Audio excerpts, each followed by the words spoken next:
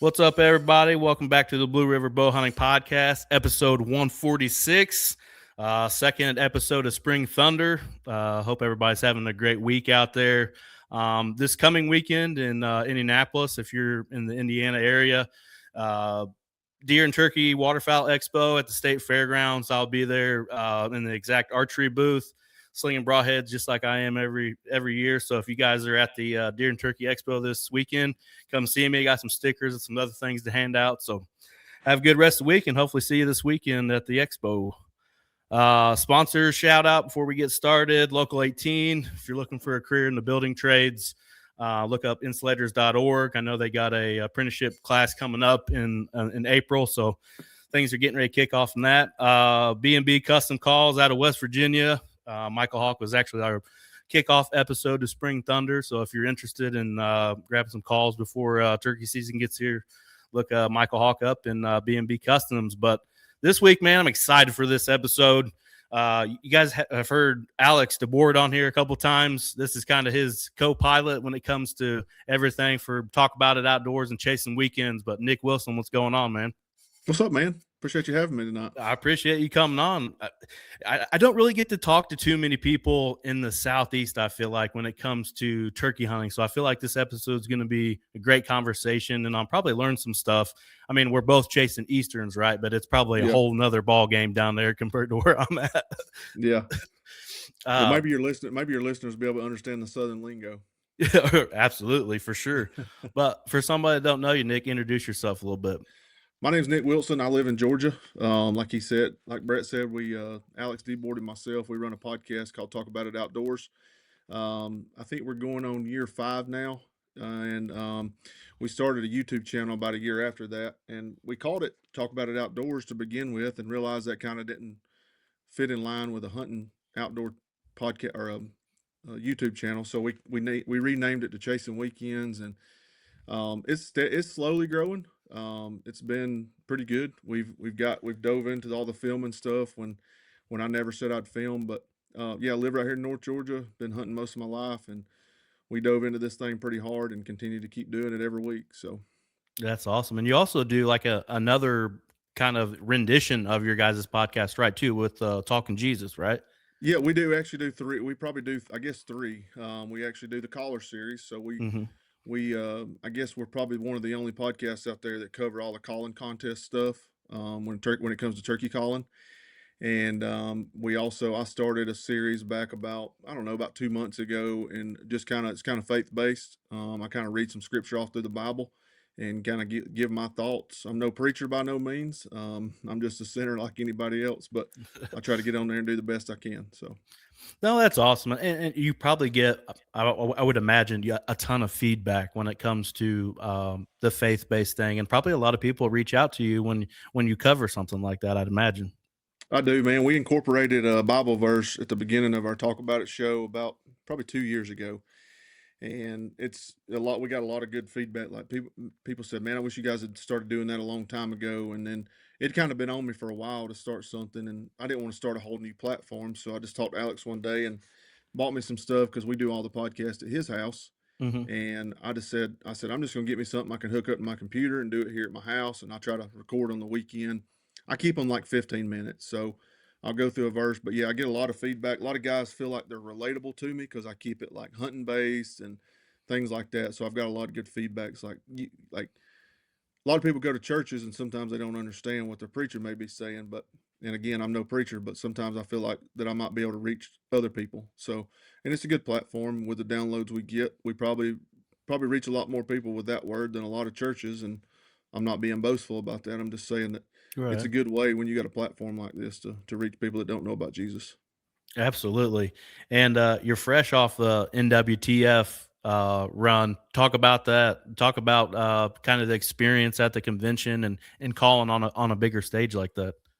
Yeah. The convention, if anybody's listened to this, it's probably been there. They know the whole experience of the convention. It's something to see. And I wish I would have started going 10, 15 years ago, but just I held myself back from going because I was always spending time deer hunting and stuff like that, and just really didn't have the vacation to spend on it like most people because we all work normal jobs as well. But we started going, I guess it was in 22. It was the first year I went. Um, and we were actually lucky enough to get a booth space there with the talk about it, and we've kind of kept growing from there. And now we went from one space to three, and it's been great for us to advertise our stuff there. But talking about the calling stuff, I got into the calling stuff probably about 2 years after going to Nashville. I had no idea about like I knew calling contests, but I didn't know anything about it. But I've always been an avid turkey hunter, love calling, love making noises. But this is my third year up there, and I don't know how deep you want to go on it, but No, keep going. this this is my third year up there that I've been qualified to call on stage. And you have to go to these local events for people listening. You have to go to local contests around this. There's a lot in the southeast. There's a lot in the northeast. There's some in the Midwest. Um, but you have to go to these local events. They're qualifying events, and you either have to finish first through third. If you finish first, then you're automatically qualified for whatever division you're calling in. Usually, it's senior friction or senior open. And if somebody's qualified in front of you, and you're not qualified, you get that spot, and it only goes down to the third spot. So if two people's qualified at first and second place, and you take third, that means you get the qualifier. So the first year I went, I qualified, and I qualified at a contest in Georgia, and was able to go up there and compete. And it was it was a learning experience all in I itself. bet. And that's the biggest stage in the calling contest world. And so then fast forward to the next year, I got qualified in Georgia again and went back up there and improved. Then this year, I chased qualifiers all around and finally ended up having to do a 1 day flight to Texas, and I got qualified in Texas. And we flew back home. Luckily, that was marked off. And then going into this year, I had actually, I'll tell a crazy story here. I've not even told this story on our podcast. Uh But yeah, this is breaking news on here. oh. But There you go. we had two contests in Georgia prior to the contest going into Nashville this year. And I had a dream before those, and I got two good friends that I talk to daily, and we send sound files and stuff like that. And I said, "Man, I got some bad news." And I told my real close buddy of mine, I said, "Man, I had a dream. I didn't finish too well at the local contest in Georgia, but I made the cut somewhere." And I didn't say I did. My dream wasn't somewhere, and people's probably gonna think I'm full of crap. But and I told my buddy, I said, "Man, you didn't place too well." And so we go to the two Georgia contests, man. And I think Dave Owens won. Let's see, Bodie Blissett won the first one. I was 10 points behind first place. We go to the second contest. Dave Owens won it. I was 10 points behind Dave Owens, and I'm sitting there scratching my head with a week left. We're not even less than a week, and I'm like, "What am I going to do?" So just kind of go and get my head wrapped around it, and we get up to Grand National this year, and we call in the team thing on Thursday. And the team thing is a mix of air and friction. So your partner has to run friction, and I'm an air caller. Probably Mhm. should have said that up front, but I just run diaphragms only. And so we went into the team thing and didn't score too well in some of my stuff. So that night, another friend of mine, Isaac Tritt, was up there with us, and we were sitting in that sound room, and he was listening to files or listening to me run. He said, "Man, I think you need to change a couple of things." So there I went to changing the day before. So we go into Friday, and I go in there and I draw, there's 51 contestants. So when you go to a contest, let's say, to keep it simple, if there's 5 people competing, there's going to be 6 people call on stage. One person is going to call twice. Whoever draws the one position is going to draw again. Whoever goes in the one position doesn't count. So just trying to make it simple math. So this year there are Right. 51 contestants in the senior open, and that's mainly made up of air guys. There was a few friction guys that signed up for it, and so that means there would have been 52 positions. Well, I don't really want to be completely dead last, because you're talking about, you're going through a field of stacked callers in there, Yeah. and I feel like when you get a late number, then you're like, they've done heard all the good turkey callers way up front. So I reach in there, and they go in alphabetical order. So I'm Wilson. I'm third to go, or I'm third from the last from drawing numbers, and I drew 51. And most people would be tickled, and I was tickled, but I knew Mhm. right then and there I'm gonna have to call my butt off going into this thing. So you sit around there for about 4.5 hours before you get to go, and you don't have to watch it. So long story short, I get up there, I lay it all out on the table, and we go back there in the back. When they take you back there in the back and you get done, they bring you back behind the stage, and the audience can't see. So they're going through the numbers, or they call this person up, this person up, this person up, and there's two positions left and I looked at one of my buddies back there and I said, man, ain't but two positions left. And as soon as I said that, he said, caller 51, and he hesitated, and when he did, I thought he misworded the number or misworded the name, but he was trying to he knows me by Nick, but they put it on my paper up there as Nicholas, so it took him a second. Man, when he did, everybody exploded, and I was just completely taken away. I mean, that's my third year up there, and I've steadily climbed, but I try to be very humble about it, and I'm saying that on here because man, there's so many deserving people, because they only take 12 people. There's Mm-hmm. 13 callers that go from Friday to Saturday. They take the previous year's winner. So Dave Owens already had a bye going into Saturday. Right. So they take 12 contestants. So you're talking about, man, there's probably 30 more guys that are well deserving of it. So you want to be happy in a sense, but you don't want to be too boastful about going up there and showing too many emotions. And that's how I feel about it. So I wouldn't have got there without a lot of guys that helped me.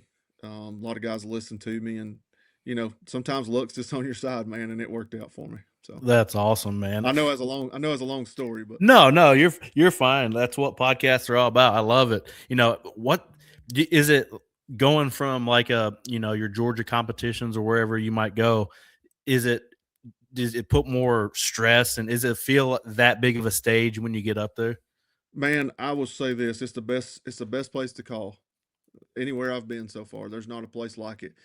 But and I've heard many guys say this, and you would think opposite, but I get less nervous calling up there than I do at a local event. And I don't know what it is. Most local contests are very small venues. It'll be a block building somewhere. It'll be like a VFW, something small. Right. Everybody's like breathing down on you. But when you get on that Grand National stage, you know, I kind of like the hype of it. I kind of like the audience. But again, you got so many lights in your face. Unless you're just really looking through those lights, it's really hard to see the crowd. I mean, you can, Mhm. but I don't know. It's just the best place to call. You can get away with a lot, like a volume wise. You Right. don't have to feather it, and man, you can. It's just a great place to call. That's awesome. Now, the You first year I was there, man, completely different story. I didn't know what to expect. Mhm. Alex was able to get up on stage this year, and I really saw a lot of that in him, and Mhm. how nervous he was, even though he was excited. Because man, they on the back in the back there when you're sitting there waiting, you can see the big TV up on the side, so you see the people calling. Well, then you get down to the last call because and then it's coming up on your turn. So when it comes up on your turn, you got about a 40-yard walk up that ramp that zigzags, and then you got to pass the other guy that just come off. And at that time, your nerves, man, are like they're building up. But once you get up there and get that first run out, man, it's you're at the show. So That's awesome. Talk about your guys' team that you started with the Talk About It Outdoors calling team, or is yeah, it so Chasing Weekends it's team? Chasing Weekends calling team. Okay. So there's a lot of calling companies out there, and I wouldn't say we're really a calling company. I build some diaphragm calls, and Mhm. Chris King builds some amazing pot calls, and we try to sell and stuff like that. We're not big time, but there's a lot of teams out there that kind of go around and they kind of build. You got Dead End, you got Black Label, you got Woodhaven, several of those guys like that. And Alex had kept mentioning like, let's get a call team, let's get a call team. I'm like, man, I don't know, I don't want to walk. He's got this big envision. We're gonna walk around with these jerseys and all this stuff, and I just want to go to a calling contest and call. But we got to talking about it and figured we could get some like-minded guys together and just show up as a team and look somewhat professional, and kind of represent, because what we're doing with the caller series. So we started, I said, let's do it. So he's been all about it. And I would say it's his ship to run, and I'm just taking a ride in it. He always gives me credit for starting the calling contest, getting the people on the journey, but Mhm. I give him the credit for wanting to start the team and run with it. So it's been good, man. We got several guys. We actually just added a new guy today. Another breaking news. So we got Alex, his son Sawyer. They're both friction guys. We got Chris King, he's a friction guy. We got Truett Marshall, he's an air guy. We got Isaac Tripp, he's an air guy, and then we got Jason Conrad, he's a friction guy, and then we just added Cameron Calloway today, and he's an air guy. So we got a pretty good team, man. A lot of good guys that are part of it.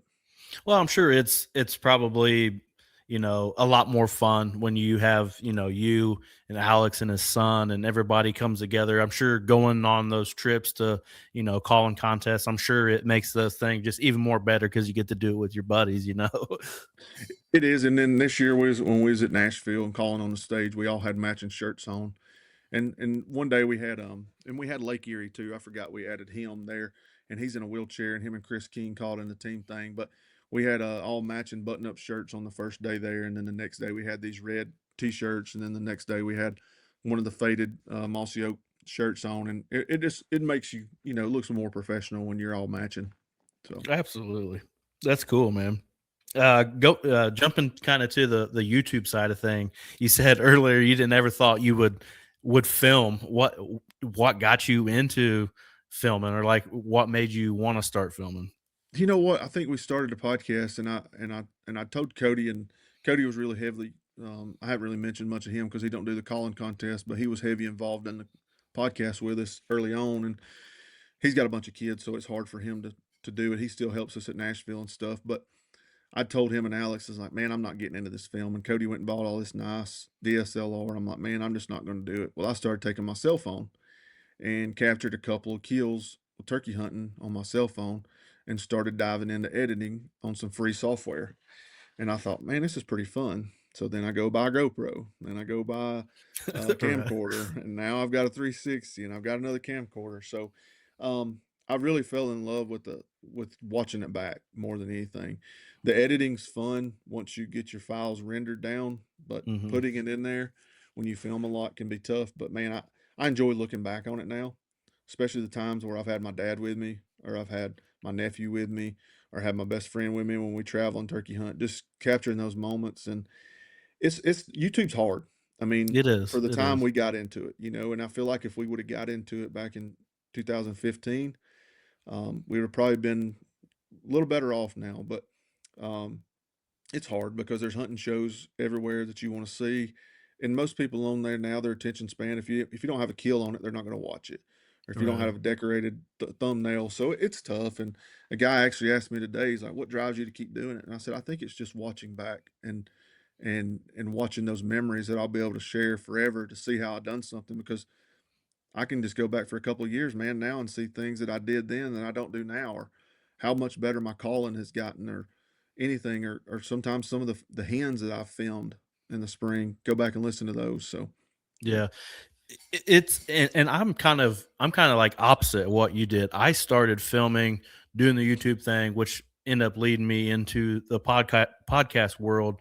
But I think I'm kind of in the same boat. I think I go back and watch. We just did this past weekend. We were kind of watching some racing and stuff like that, and just BSing. I'm like, hey, let's turn some of these old turkey hunts on. Just get fired up for Yeah. season. Yeah. Start playing with some calls and stuff. So it's definitely hard, but I've said this on here many a times. I think it's your personality and the type of people that you are is what makes you stand out, right? If you're Hmm. on there and you're just like some jerk and just arrogant and that kind of stuff, I don't think you're going to get as many views on there. If you're very open about what's going on, you made a mistake, you showed it, being relatable. I think being relatable in the YouTube space can help you grow so much more compared to being being a jerk. You know what I mean? It's that's right. And I try to. It's tough because you get wrapped up in the moment, especially if you kill one. But I try to do a good job of explaining, especially if we do get a kill, why we sit there, why we did this, why. Because I know some people are looking, they're starving for information, and I Right. don't know it all, and I'll never know it all. But if somebody can pick up one tip, because I've watched people and pick up a tip, so if I can just help a little bit here and there, why I sit here, why I did this, why I called like this, or why I'm deer hunting here, and it's hard to put it all in a video. It And I try is. to text some of the stuff out during it, and I don't know how many people read it or how many people get through it. Again, if you don't have a kill on your thumbnail, they're going to either pass it up or click through it. So, but I think we do have some um, great followers that do watch us. We're pretty much we don't buy followers. We just kind of let it Right. self grow and just see where it goes. And I think we got a good band of people. So Absolutely. And in the turkey space, I feel like in YouTube, it doesn't do as well as like deer hunts. I can put a Right. deer hunt on there, and by the end of the weekend or in the next week, it's got over 1,000 or whatever. Oh yeah. I put a turkey hunt on there, and it struggles to get 500 views. I'm like, Yeah. this is a great video. I don't know what they're Uh, missing here. man, we got a couple. We dropped our turkey series out February 1st through February 10th. We only had 10 episodes, man, and some of them did okay, but and I'm not one. I'm kind of dedicated to a few shows that I watch because I don't just live on YouTube, but Right. um, some of the ones that you do, you're like, man, like I did a New Zealand hunt. Went to New Zealand this past year and did a hunt and posted that thumbnail, man. And I'm thinking, man, a lot of people probably want to watch this, but it didn't get a whole lot of traction. It got, I don't know, it got a couple, almost 2,000 views, I think. But Hmm. it's relatively, it's not that much. But I mean, but like you said, deer hunting, man. If you get on there and post Midwest public land deer hunt, man, you're gonna have 10,000, 20,000 views just Yeah. by whatever you post, and you don't want to make it clickbait to people, but you Right. also want people to watch it too. So, Absolutely. And I think a lot of people chase that clickbait in the hmm wrong version of yeah, it. Obviously, we all use certain words and stuff, title wise, and in your description. It's going to help your videos get seen. But some people definitely abuse that tactic as far as YouTube goes. yeah. We got a guy that's part of our Chasing Weekends YouTube channel, and his name's Travis, and he's kind of a late onset hunter, Hmm. and he is very um driven to do things.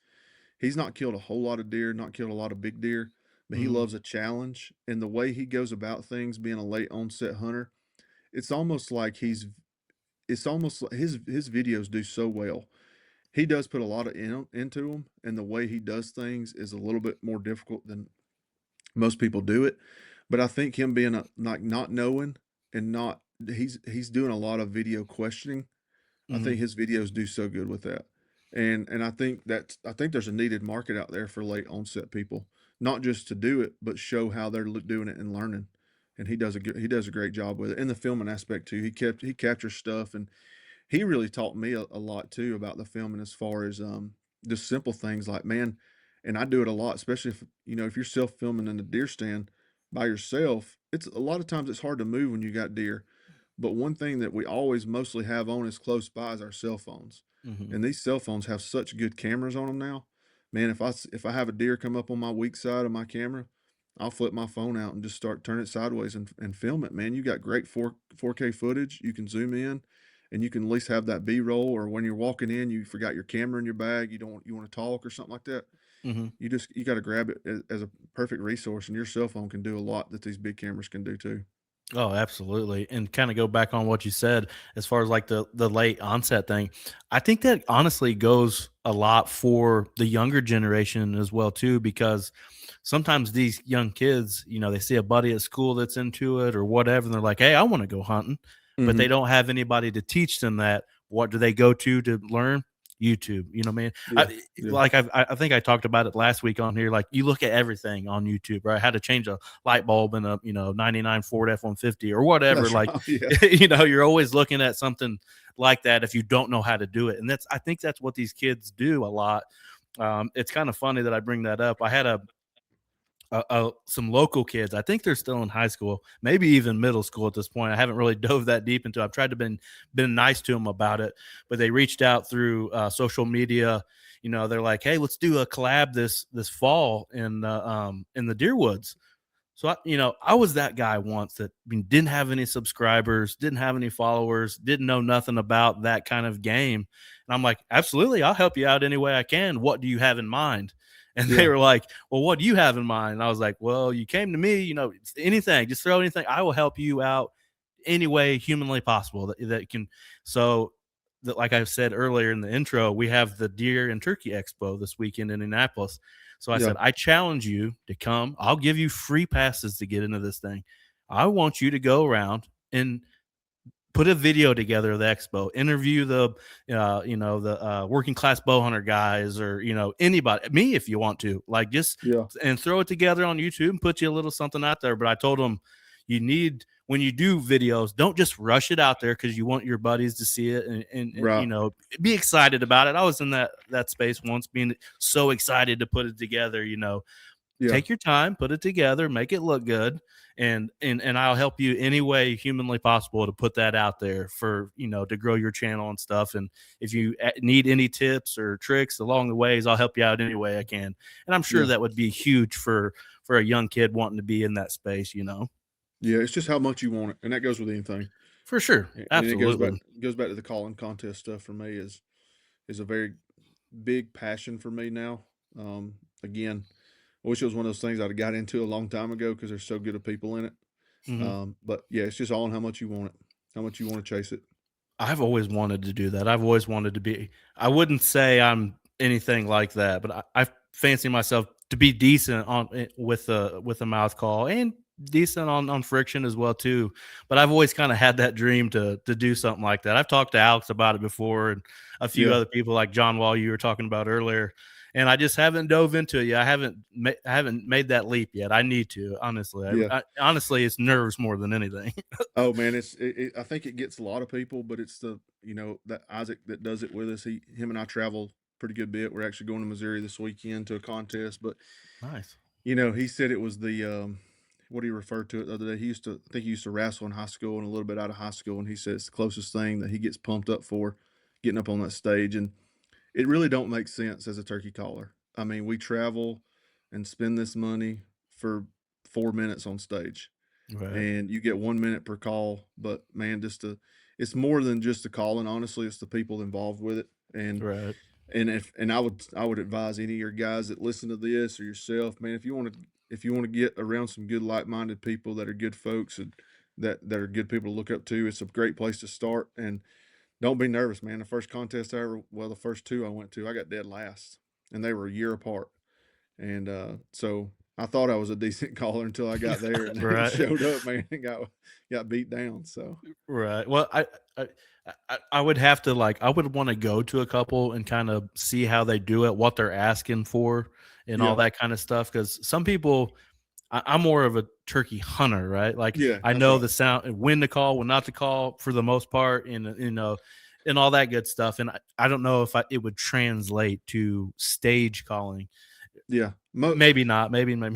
You know what I mean? Probably not because most people don't. When most normal people that turkey hunt for a living that's never been on a calling contest, they don't think of it when they're out there in the woods. They don't think, man, I'm going to rip off an excited yelp right here, and Right. then I'm going to kiki here in just a minute, and then I'm going to run an assembly yelp to see if I can call the flock back in. They don't think of Right. those things like that. They just get out there and they just yelp because they're trying to call the turkey up. Right. And when you go there, and there is a vocabulary in the woods, and I didn't think about that for many years. Why are they responding this way? Why are they doing this? And but there is a vocabulary out there, and when you go to these calling contests, they're asking for a specific sound and run at a specific rhythm, Hmm. and that's where you, as a turkey hunter, most of the time people don't know. They're just yelping because they're yelping at a gobbler, Right. and there you're trying to be very perfect. You're trying to be a hen, and if you sit down and listen to them, they're talking in a certain way, so how Right. they deliver it. But yeah, it's fun, man. I would advise anybody to do it and just get up there on stage. Most every contest that's sanctioned has they call it, some people call it amateur, some people call it a hunter division, Right. and that's where if you're anybody 21 and under can call, and then anybody that hasn't ever won a senior division can call in it, so, or won a hunter amateur division. So that's a great place to start.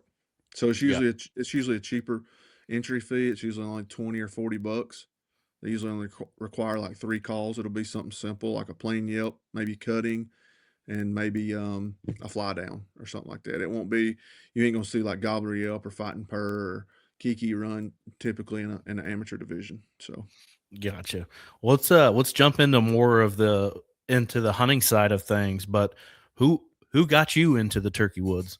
my dad, man, my dad, yeah, Yep. we've always hunted together ever since I was a kid. And I remember when I was a kid playing baseball and stuff, and my dad would roll up to the baseball park with camouflage on, and I'm like, why am I having to be out here playing baseball? And I enjoyed it. But then once I got a little older and realized that like sports really wasn't my thing, I wanted to be in the woods. And I used to get a lot of crap in high school because I'm a bigger guy. I'm like 6'2", 260, and all the football coaches wanted me to play football, and I didn't want to. I wanted to be deer hunting. So Right. I didn't want to take the time throughout the fall. to practice and all that stuff. So, yeah, he got me into turkey hunting, and he always went turkey hunting, but he never was bit by it like I'm bit by it. Like he didn't. He likes to just go and sit and just enjoy it. He don't have to run and gun. He's never been that type of person, um, but he's the one that really got me into it. And then I think now, as even as a younger age, probably around 18, I probably transitioned to getting him more into it. So now him and I, we still hunt together, we still travel together, we still go out of state and stuff like that. So it's been fun for us. That's pretty cool. And it, my dad was a huge deer hunter, and we don't have turkeys really where I live. That's why I travel so much as I do for turkey hunting. But we learned turkey hunting together. Hmm. Him, and my uncle. And I actually took my first turkey before I took my first deer at Okay. 14 years old, and that's what I think my passion. It's so hard because where I live, deer hunting is so, it's just up here compared, I'm going turkey hunting this week. You're going turkey hunting, like they don't understand it because they don't have turkeys, Yeah. and they don't have that culture with it. But it's kind of cool to learn with your dad, right? And go through those, all the errors and all that kind of stuff. And my dad was kind of in the same ballpark. He'd rather just set a blind up on the edge of a field and put some decoys out and try to Yep. call every once in a while. Not me, but I was Yeah. running and gunning, like you said. Yeah. I'm all over the place. Yeah. I'm I would chasing say them probably. down. Yeah, probably some of me and my dad's biggest arguments are probably turkey hunting.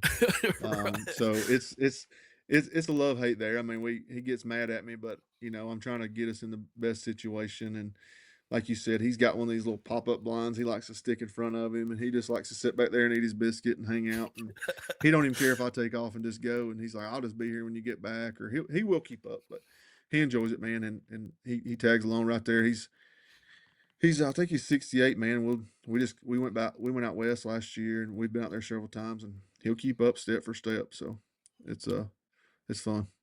Oh, absolutely. Talk about properties that you're hunting. Are you hunting some private land, permission pieces, public land? What are you chasing them on? Yeah, most everything in Georgia, I got private land. Okay. We have a lot of public land around us, and a little further north, we're up and right in the foothills. So if you were to look at Atlanta and draw a straight line straight north from Atlanta, we're like 60 miles. So we're right where the foothills of the Appalachians start.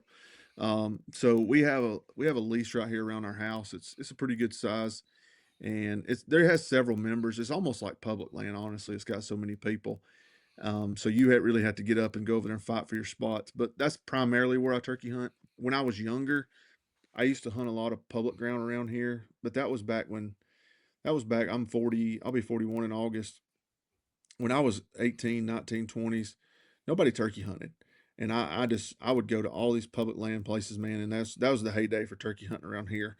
So we had turkeys everywhere, and my job allowed me to be off on Friday, so I had 3-day weekend to hunt. And but I used to hit a lot more public land than I do now. We actually had a big piece of public real close to us. It sold, what was it, 3 or 4 years ago? It was like 14,000 acres. So Dang. that took a lot of pressure on other smaller public land around here.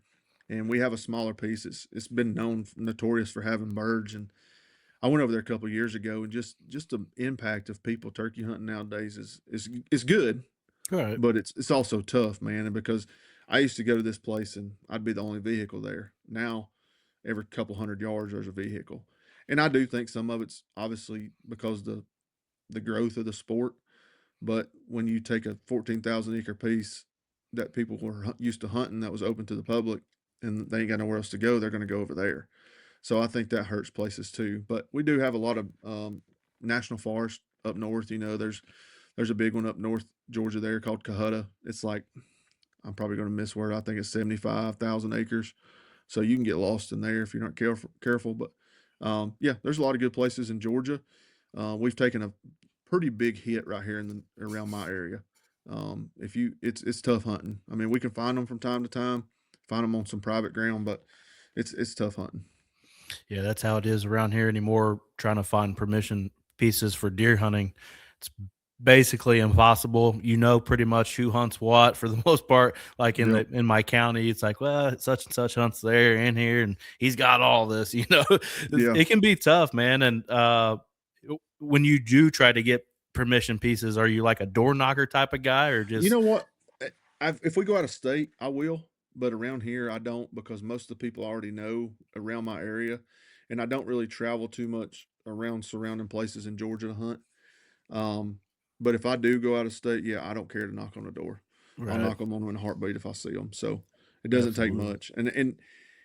And I'm sure most of your listeners that do travel and turkey hunt know that if you get outside of the southeast and get up the northeast or out in the northwest, it's pretty obtainable. I mean, Really? these people they're like, you traveled all the way out here to kill a turkey? Yes, I did. So Right. they're like, go for it. Well, I So grew up turkey hunting in Kentucky, and everybody and their brother that owned down there would give us permission to hunt turkeys, mhm. but getting permission to deer hunt was like, no, like an Yes, automatic yes, no. But if you say turkeys, come on, kill them all, they that's right. didn't care. Nowadays it's probably a little bit harder down there, but back, like you said, kind of back in that heyday, it felt different back then because not as many people did it, and you could kind of jump on those opportunities on permission pieces. That's right. We got a place that we it's kind of a mix. We got half private and half public up in Minnesota. We're Hmm. actually going back there this year because we just had such a good time, and it's the same way. The landowners like turkey hunt all you want, and I said, what about coming back deer hunting? They're like, absolutely not, and that's just their tradition. So I Right. respect that, but yeah. Hmm. Speaking of travel on the turkey hunt, where all do you go each spring? You know what? We started after the big craze. I didn't even know what it was, Mm. and I've often give that credit to Dave Owens. I think he really kind of brought that to light with the YouTube channel and stuff like that. And I didn't even know travel turkey hunting was a thing. I thought we had three birds in Georgia, and I thought that's where we hunted because a lot of times you were scrapping to even kill those. But so I think I think it was 22, the same year, the first year we went to Nashville, like I was talking about. We went to South Dakota. We didn't even know what to expect, didn't know how to go through the airport and all that. Did some research, went out there, didn't know what we was getting ourselves into. It was a fun hunt. We ended up not taking a bird, but we heard some, and just poor planning on our part, man. Just poor planning, but we had fun. We stayed like 3 days, I think. Came home, and then since then we've went to Idaho, Oregon, Wyoming, Minnesota, Maine, and we've killed in a couple states, but some of them we're not. We're still trying to. I'm still trying to figure out how to kill them Merriams out west, man. We had some good luck in Idaho, but South Dakota and Wyoming and Oregon just had our number, and we heard birds, but I just felt like every time we showed up to these places, we were a week behind, Hmm. and all these people we found dead birds and feathers and stuff everywhere, and felt like they just been pushed to pushed and hunted to death. So had a good experience with that. Had a good experience up in Minnesota. Idaho was fun. Killed some birds there. Went to Maine. Should have killed some birds there. Had an unfortunate circumstance. That's a fun state. One of those states that's things don't play out like that in Georgia, where it's a right to hunt state. If it's not posted, you can hunt it. A little different for me. You can just take Dang. off walking and go on somebody's property, and we would have doubled up one day, but the birds were um, about 40 yards from us, but about 40 yards on the other side of them was some ladies' clotheslines in their house. So we didn't want to shoot the birds and hit their house, and Right. so it was kind of unfortunate luck. But yeah, it's fun, man. It's fun to go out and travel and meet new people and just see different things, man. To see how there's so many good people out in this other, the news gives us one story, but there's good people everywhere you go. Oh, absolutely. That's kind of how we are. I started hunting Tennessee, I don't know, 3 or 4 years ago, and Hmm. we kind of turned it into this thing where several of us go down there now. Yeah, We turned it into like we call it the turkey roundup. So there's like 10 or 12 of us that all get together. We hunt all day, and then we come back together and have a seafood boil or cooking on the grill or whatever. We actually rented out like this community center at this church this year, so it's gonna be pretty cool. Just starting traditions like that yeah, and having, like you said, like-minded people that want to go chase turkeys all day, come back and have the fellowship of sitting around a tailgate and maybe having a cold pop and talking turkeys or whatever happened for the day, or teaming up with somebody. I'm actually not even going to buy a license this year. I just want to yeah. go film somebody, go run some calls. Somebody needs help. With a lot of it is TVA land around the lake up there. We've Mm-hmm. actually rented a pontoon boat, and we're going to be chasing a lot of these birds from the lake, which Oh is man, going to that'd be be a fun. whole. Yeah, that's what I said. It's a whole new experience for me. Never really chased them, from the water. It's Yeah. usually, hiking up and down the mountains trying to find them. Right. Right. But just starting Yeah. traditions like that, I feel like a lot of people don't get that aspect of it. They may turkey hunt with their uncle or their dad or whoever since they were a kid or something. But whenever they experience something like this camp wise, they're like, oh, this is where it's at, just having a Yeah. ball with all your buddies. That's right. Yeah, that's kind of us. Kind of why we're going back. We went back to Idaho 2 years in a row. We're going back to Minnesota for 2 times, and we're not really chasing the 49 or nothing like that. But we're finding these places that are fun to go to that we know there's birds at that Hmm. people really aren't hunting. To me, that's fun. That's what we go. That's what we hunt for. We go there Hmm. to find birds, and when you go somewhere for a week and you get your teeth beat in, then you want to break. But and then I was going to say too, when you get a group of guys, and we got several of us, we travel to these different places and we're able to help one another. So if somebody Hmm. goes and hunts in one state this year, and then we can swap pins or whatever and kind of help each other out, and it builds up like that. So that's rewarding too, that that you can go into a place and stomp it out and find some turkeys and drop some pins and then help a buddy out. What's probably the biggest difference you see in from chasing easterns at home to trying going out west and chasing them rooms? I guess the biggest thing is the Easterns. I know about where they're going to come back and roost at tomorrow.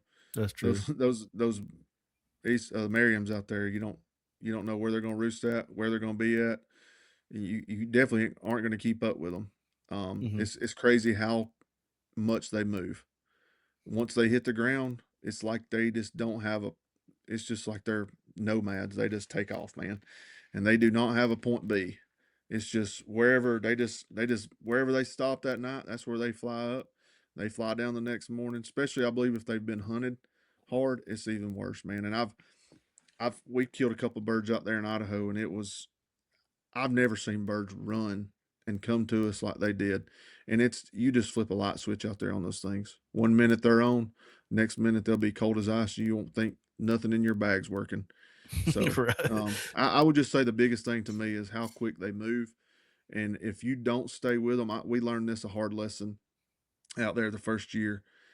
If you don't stay with those birds to try to roost them until, I mean, not just dusky dark, I mean pitch black dark, and you don't roost them, they're not going to be there. If you think it's dusky dark, they're not. They're moving. They're not roosted yet, and they, for whatever reason, they will not fly up until it's pitch black dark. When you chase birds out west, are you using decoys or anything like that, or is it just pretty much run and gun? It's pretty much run and gun for us. I use when we went to Minnesota last two was it 2 years ago? Yeah, 2 years ago. I took a fan with me, Mhm. and I just keep it in my turkey vest. And I was able to get my dad one, and he killed it the first day, and he'd never seen the fan work. Mhm. And I don't use it much anymore. I don't carry decoys with me. I've kind of got away from using. I don't even carry it at home. And I knew the reason I carried it there is because we made 2 stops. We went to Iowa first, and we hunted there 3 days at a buddy's farm. And I knew we were going to hunt these big crop fields that I was probably going to need something to, and it didn't work. I mean, we had gobblers strutting out in fields. They didn't even care about the fan. So anybody that says the fan kills a bunch of birds hasn't used it enough, because it doesn't always work. But it worked for us in Minnesota, and it was one of the best hunts I've probably ever been on with my dad. We crawled up through this. It was actually on some public, and then it turned into private there, and we had permission on the private. And this bird was probably roughly 400 yards away, and he would not come. And we crawled up there to that fence line, and man, I kick myself every day still when I think about this hunt, because I left the video camera behind.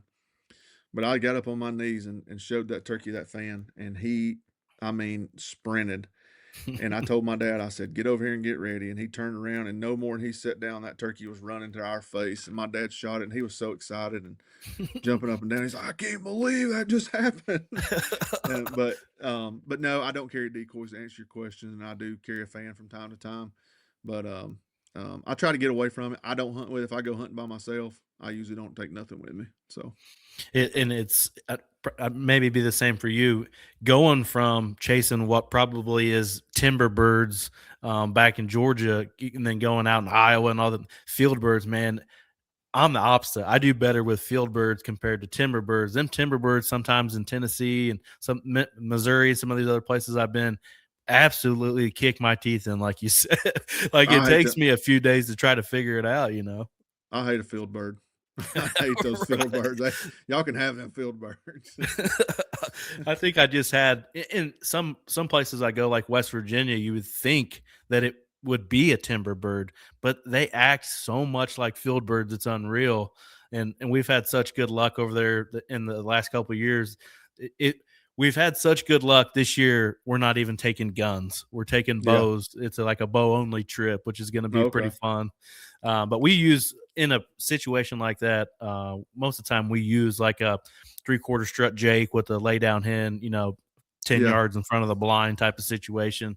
I've always wanted to kill a bird with my bow, no blind, but I feel like it would be virtually impossible to almost film the situation. That's a tough get there.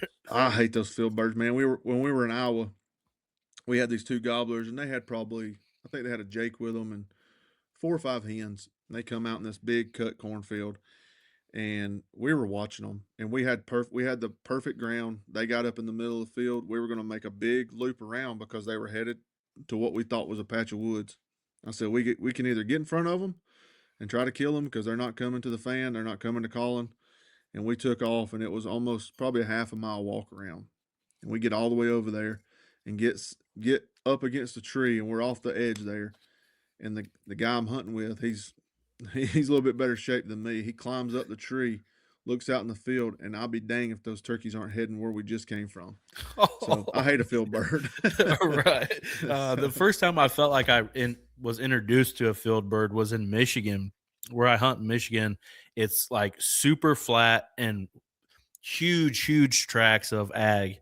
And when I was up there with my buddies, I'm like, how are you going to even approach this bird? He's 1,000 yards in the middle of this field, and he's been there for 6 hours. And I Yeah, was almost the same way. Hey, let's get on the edge of this field, see if we can. He's got to be going to a wood somewhere. He's not going to sleep out in the middle of that field, you know. yeah, And yeah. it's almost kind of like you said with the Idaho birds and stuff. You think you know where they're going to go, and then they do the complete opposite, and that's what That's can right. make it pretty tough. That's right. It's like bow hunting a white-tailed deer in the Midwest when you got a cut cornfield or cut soybean field. Yeah. You can think you know where they're going to come out, and they're going to come right the opposite spot, and they're going to go to the dead center of that field, and you're going to have a bow, and you're never going to have a shot at them. So that's what I That's get why I love it irritated. so much. They'll leave you chasing your tail so bad. Oh, for sure. What about gun setup for turkeys? Man, I bought so for years I carried 12 gauge Browning and Vector Plus. Hmm. Loved it. And now I have what is it? It's a Benelli Super Black Eagle 3. I got a Nice. Jeb's choke in it. I think it's a 560.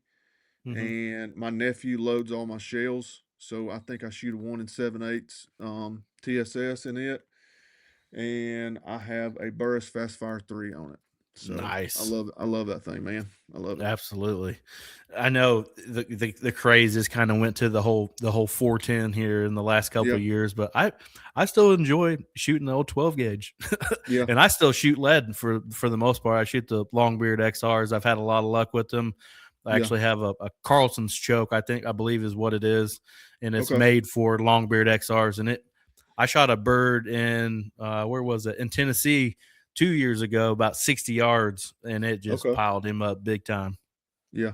Yeah, it's as long as he'll keep making my TSS. And I shot Rogue before that, and before he started making them, and he Hmm. got into making them, so now I shoot those. But just to they're expensive to shoot now. For They've sure. got through the roof, but just the impact that they put on a turkey, I think is the best thing that I like about them. Is if you shoot a turkey and you know that you're going to come back to that area, you don't have to get up and take off running to them like we used to have to with copper or lead Right. shot. and so your risk of running the rest of the flock off is a lot better. And that's not the only reason, but the the it just puts them out of their misery a lot quicker too. And Yeah. you got such a tight pattern with the jibs, chokes, and stuff like that in them nowadays. So I love it. I love that browning. Killed several turkeys with it, but I I guess just being that much lighter to be able to tote, and it just makes a big difference. Absolutely.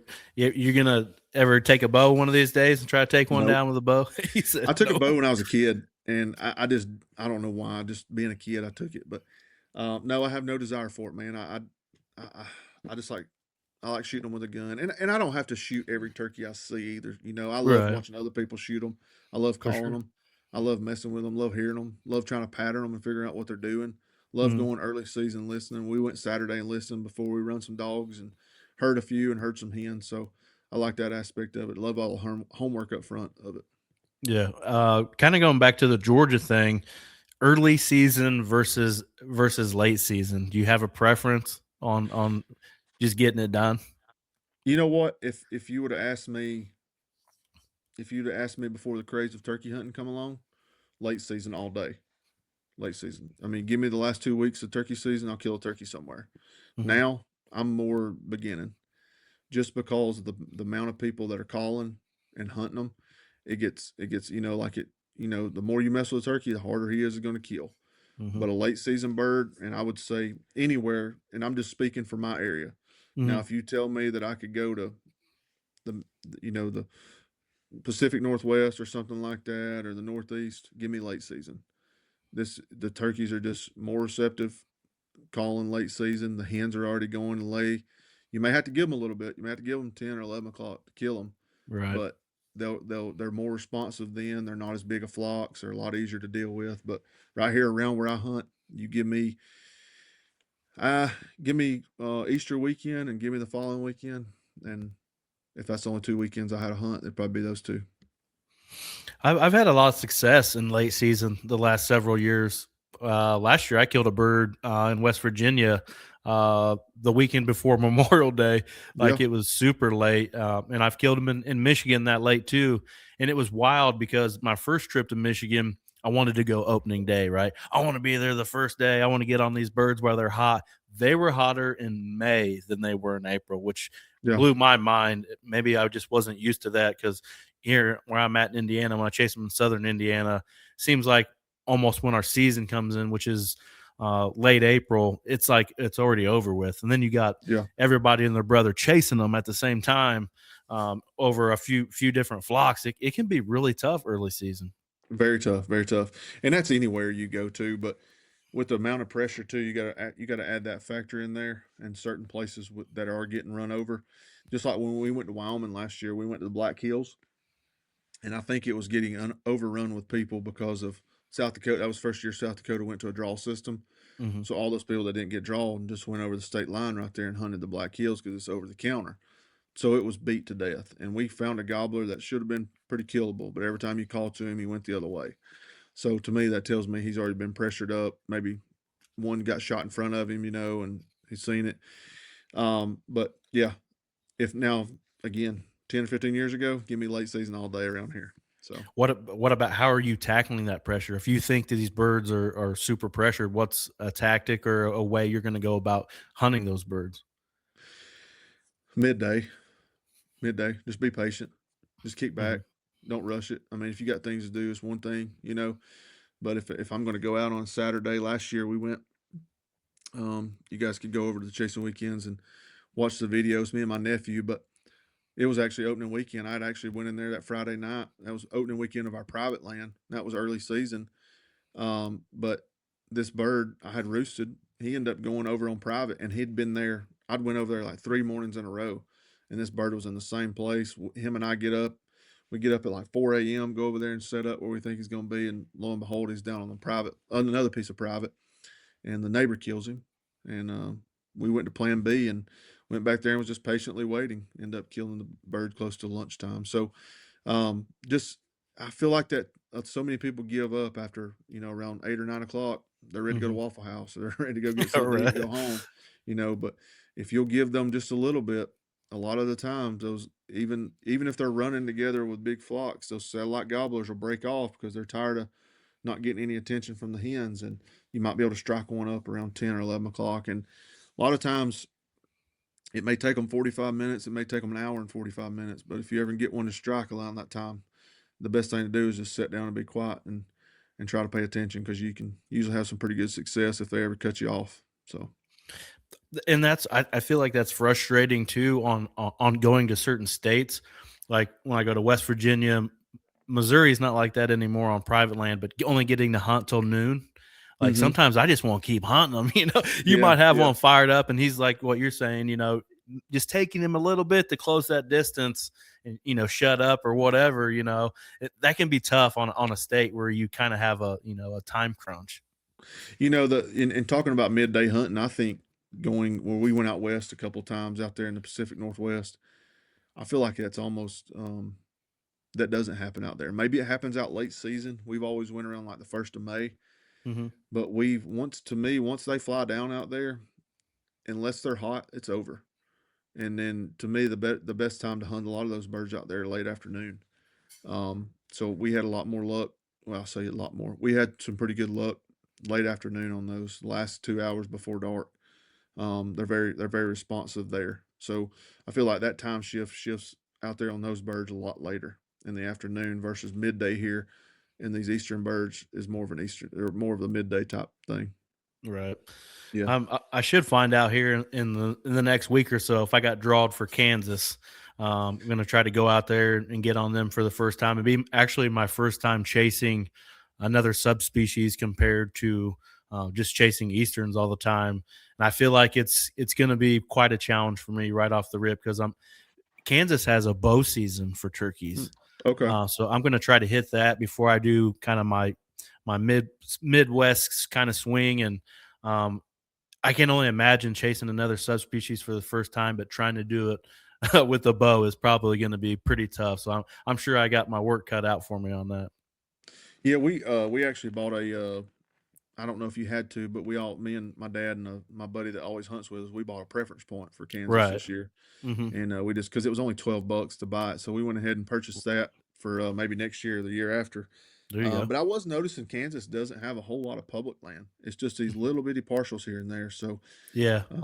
I don't know what we're going to do when it comes to that. I don't know if we're going to try to find some ground and maybe just pay a place to hunt, or what would be the best thing. So Well, a lot of it out there is walk-ins. I It's saw some of that. Yeah. private land, yeah, and you can walk in and hunt it, which I should is a key word. I should draw for Kansas for deer this year. That's like my big plan for Okay. my fall. And I've done a lot of e-scouting on some of those properties for deer. Okay. But then again, I've never, like I said, I've never chased a Rio. You know what I mean? I don't, or some, in some of the places that I put in for, you even get like that hybrid between an Yeah. Eastern and a Rio. So it's going to be a tough thing. I do have a buddy that's has put in for the same thing as me. Hopefully, we both get drawn and we're able to kind of do it together. He's been out there before, so that's going to help a little bit. He's actually taken a grand slam with his Okay. bow, which is Okay. pretty wild. You don't hear that too often. No, no, no. From what I've saw on everything on Kansas, if you can just find a bottom with a cottonwood in it, that's probably where they're going to be at. I don't think they have a lot of forest there. Right. Um, but then you was talking about lunchtime. I got drawn for Illinois this year, so Hmm. and I think their cutoff time is 12 or 1 o'clock. So this will actually be the first time I've been to a state that cuts off. So hopefully, hopefully I That's don't need that. But right. Talking about hunting other states and stuff, like trying to figure out and understand all their laws and regulations too. It can be, it can be something else too. Just like you said, Illinois, they got like multiple seasons, and yes, like, and you got to go by county, and it's yeah. it's pretty difficult. But I tell you what, man, I don't know if you know this. You probably do, or some of your listeners. But there's an app out there called Hunt 49, and we're not sponsored by them or anything like that. But it's a fantastic app, and they update it usually at the end of every year. They actually just updated it about 3 weeks ago. Hmm. And if you go on there, if you download it, it's a free download. It's a free app to use. I can't believe they don't charge you for it, but they have everything condensed down per state. So you go in there and you hit Georgia, and it'll tell you what the resident, non-resident, what the license are, and it's all for turkey hunting. They don't have deer hunting laid out, anything else, all for turkey hunting. Nice. So it'll simplify a lot. It'll kind of put a note down at the bottom for each state, and it'll tell you if they have certain rules like shut off at 12 o'clock, 1 o'clock, or anything like that. So it's a great app to use for the turkey hunter that wants to travel. Absolutely. I'm going to go check that out as soon as we get off here for Yeah. sure. One last question I'll hit you with. It's kind of the question I've been asking everybody this spring on this series, but what's your most memorable bird that you've taken? Well, you didn't necessarily have to take it. Just most memorable bird. Ooh, that's a good question. Ooh. I mean, the first one that comes to mind was, like I said, was that one with my dad.